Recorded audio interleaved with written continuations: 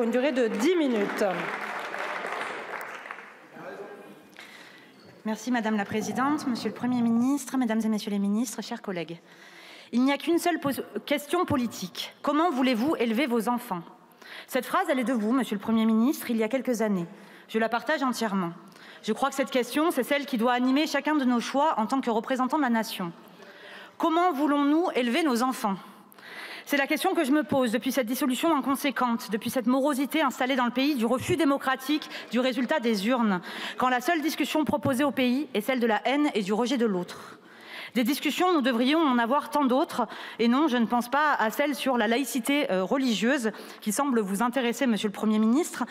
Je pense à celle qu'avaient posée sur le papier les millions de Français qui ont noirci les doléances il y a 6 ans, sur les manières d'être à la hauteur du défi climatique et environnemental tout en protégeant nos compatriotes les plus vulnérables, sur la réindustrialisation, sur l'accès aux soins, à la culture, sur les moyens de notre école républicaine, sur la justice fiscale, le pouvoir d'achat, la lutte contre le racisme et l'antisémitisme, la mobilité pour toutes et tous, la protection contre les polluants éternels, la garantie de prix rémunérateurs pour nos agriculteurs, le contrôle de la qualité de notre eau potable ou le respect du droit international.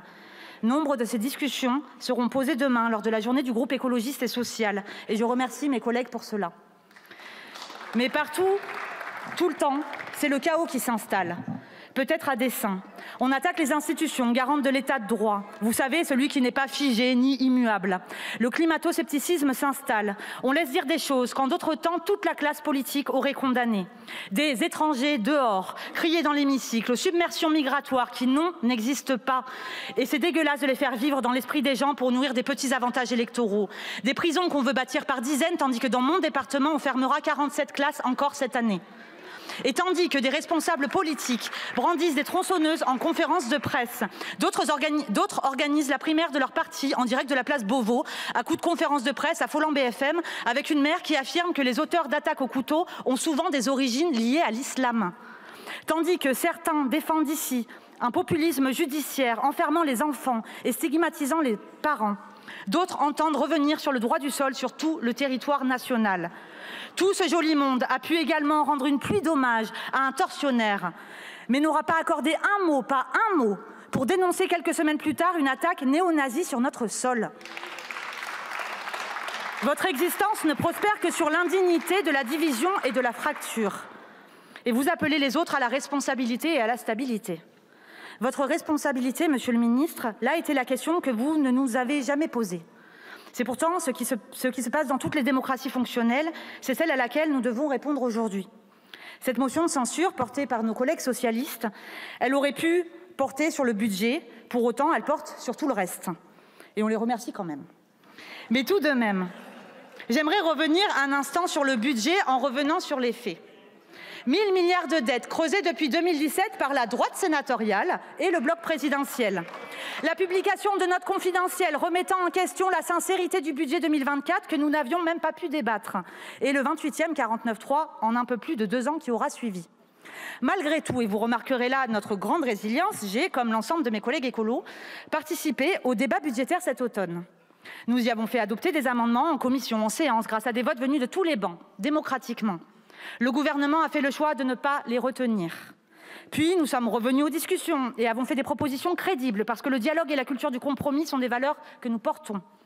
Monsieur le Premier ministre, vous avez sciemment décidé de contraindre l'exécution budgétaire de la loi spéciale pour installer l'inquiétude chez nos concitoyens et d'utiliser pas moins de 4 49.3 pour clore les discussions. Vous avez sciemment décidé d'exonérer certains de l'effort collectif, ce même effort que nos concitoyens devront porter. Et pire encore, tous ces efforts et ces coupes ne tiennent toujours pas la bonne trajectoire de réduction de la dette. Tout cela empirera donc d'ici quelques mois. Vous n'avez fait aucun compromis, vous en aviez le droit, et en ce qui nous concerne, nous avions le devoir de nous y opposer. Tout le reste, maintenant. Monsieur le Premier ministre, comme vous, je suis élue dans ce qu'on appelle à Paris la province. Contrairement à vous, je sais que notre sort, dans la Drôme d'où je viens, n'a souvent été lié qu'à notre capacité à nous débrouiller par nous-mêmes. Nous votons, payons nos impôts, nous aimons notre pays. L'État doit être celui qui assure l'égalité des territoires, la redistribution, la justice, la santé, l'éducation, notre sécurité aujourd'hui et demain. Car sinon, nous serons oubliés de cette histoire, si nous ne le sommes pas déjà un peu. Et nous ne serons pas les seuls. L'État doit considérer chacune et chacun de la même manière, qu'il habite à Pau ou à Mayotte, à Cédron ou dans le 17e arrondissement de Paris. La colère qui s'exprime dans notre pays, ce n'est pas un truc très français.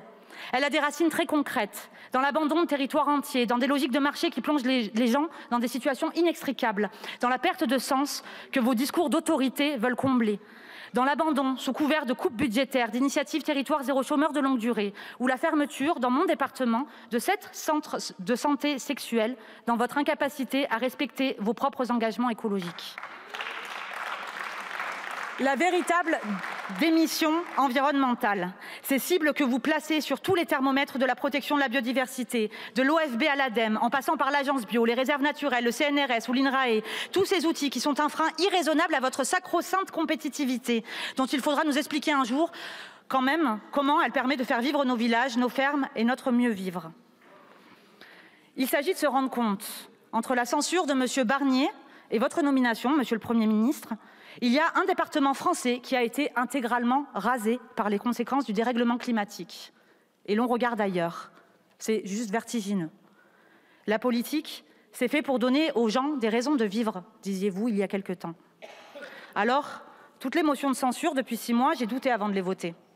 Du fait de cette habitude qui s'installe, que de devoir accepter, parce qu'il le faut, des politiques et des budgets sans débat et sans vote de l'Assemblée, de devoir accepter, parce qu'il le faut, les insultes à nos compatriotes, la fracturation de notre communauté nationale, de devoir accepter, parce qu'il le faut, les pires reculs environnementaux, la fin de l'agriculture paysanne et familiale, le silence et les mensonges sur les crimes pédocriminels, de devoir accepter, parce qu'il le faut, vos ministres xénophobes et l'extrême droitisation de nos débats. Ces censures, après de nombreux doutes, je les ai votées, parce que je ne peux assumer cette accoutumance au pire dans laquelle nous sommes. En ces temps où bruisse l'antiparlementarisme sur fond d'austérité budgétaire, ce qu'il faut, c'est affirmer que le Parlement n'est pas le problème, c'est justement la solution. Ce qu'il faut, c'est interdire le 49.3, en ce qu'il constitue la censure de l'expression de la représentation nationale. Ce serait là une porte ouverte, la seule sans doute, vers l'obligation de la coopération, au-delà des postures démagogiques et populistes. Ce qu'il aurait fallu, c'est à l'heure où notre République s'abîme de sa perméabilité à la corruption, ne pas élire au Conseil constitutionnel, avec l'aval de l'extrême droite, un copain sauvé d'une mise en examen pour prise illégale d'intérêt grâce à la prescription. Monsieur le Premier ministre, depuis votre nomination, je n'ai pas tout compris à vos mots et je ne suis pas sûre que vous les maîtrisiez tous non plus. J'ai vu, derrière les oublis, les maladresses et les hésitations, se dessiner cependant un cap, celui de vous maintenir au pouvoir grâce au flou, grâce à l'inaction, promettant un peu à certains, mais ne s'engageant sur rien, alimentant la grande confusion dont se nourrit l'extrême droite. J'ai compris que nos générations vivront sans doute moins bien que celles de nos parents. Et comme le secrétaire général à la planification écologique qui a quitté son poste hier, que nous ne ferons rien ou si peu face aux cataclysmes climatiques et sanitaires. J'ai compris que nous nous enfoncerons, malgré tout ce que nos aînés avaient bien pu bâtir après les plus grands drames de notre histoire, dans l'ère du chacun pour soi et de la règle de droit arbitraire selon que l'on soit puissant ou vulnérable. J'ai compris que malgré les heures d'échange avec vous, vos ministres, nos collègues ici sur ces bancs, que vous préférez gouverner avec l'aval d'autres, à l'exact inverse du Front républicain qui a fait élire votre socle commun. Monsieur le Premier ministre, vous n'êtes pas écologiste. Entendez que les Français s'en préoccupent. Vous n'êtes pas de gauche. Entendez que c'est là le bloc politique arrivé en tête aux élections. Entendez que les dividendes monstrueux versés par le CAC 40 cette année sont une insulte à toutes celles et ceux à qui vous demandez de faire des efforts et qu'ils le font parce que les gens croient encore en la République. Monsieur le Premier ministre, vous vous dites démocrate. Entendez ce que les défaites successives de votre camp, ce que la colère, la tristesse, l'impuissance, le désespoir, tous ces sentiments qui parsèment les sondages d'opinion, les doléances et les cérémonies de vœux dans nos circonscriptions le mois dernier, veulent dire de la crise de régime que nous vivons. Entendez que cela ne peut conduire à la continuité, mais à un changement de cap. Pour toutes ces raisons, notre groupe écologiste et social votera cette censure. Je vous remercie. La parole est à Monsieur Marc Fesneau, président du groupe